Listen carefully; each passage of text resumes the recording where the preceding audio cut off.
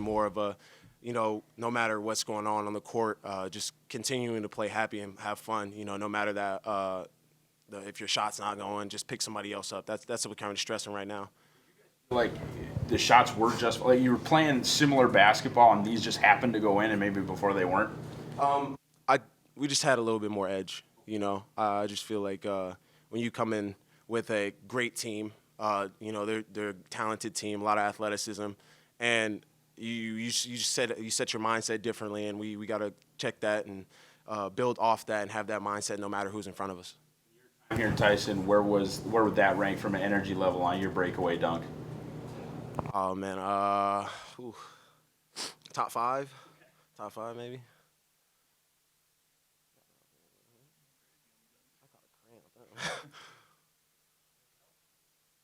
Crowd over there, and extremely pleased, but more so really happy for our guys. We had a rough week in a lot of senses, just from some powwow meetings and some guys getting challenged by each other, and I think it's what we needed. This is a terrific win.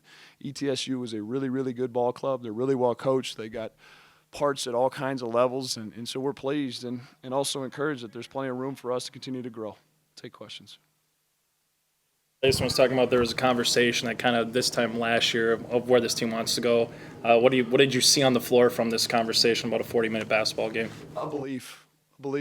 I saw, we talk about you can passively talk about things or you can actively go about things. And I saw an active group out there from the start. We haven't been getting off to good starts, and we got off to a good start.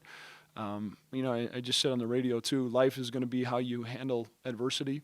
And they made a punch back at us like you figured a really good team would, and we handled that, And then ETSU wins a lot of games because they're tough. They win a lot of games because they play with great swagger before they even get on the court. And you look at two toughness categories, the rebounding category and the free throw category, we were able to win those, and I thought that was a huge key. Cam took a shot in Indiana State. Was his absence tonight related to that? Or? Yeah. He didn't play in the second half of that game.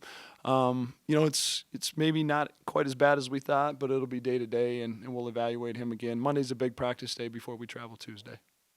Cam, dude, just being in the starting five and getting off to that fast start.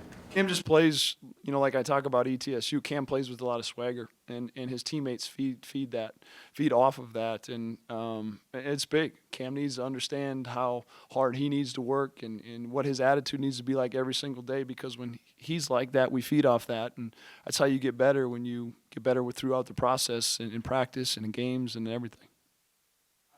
Kind of line of decision making going to drop Jared into the second unit and have Cam start, because Cam's been a second unit guy almost his whole career. Yeah, I mean, you look at this time last year, Jared's stats are almost exact parallel to where they were, and just some different things that we see out of league where Jared might struggle in a little bit compared to where Cam is, and Cam's a highlight, right? Both ways, where Jared's a little bit more rock solid, and we just felt like we need a little bit of a spark again to get us, off to a better start, and a little bit of a splash of athleticism. Again, I'll continue to evaluate. There's a plan, there's a vision for that plan, and that is to continue to grow. So we're where we need to be in February, March.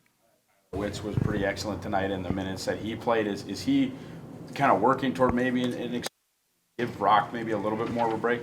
Yeah, I was very pleased. I thought, again, I'm an honest guy. I thought Tyler took a couple steps back last couple weeks, and he came here with an unbelievable approach and really listened and bought into all those little things that he was doing. I thought he got comfortable for a minute, and we challenged him and everybody, and it was really big, because it's so important to get Rocky off the floor at times, and when you can get minutes from Tyler, it's great. When you can get productive minutes from Tyler, it's really great.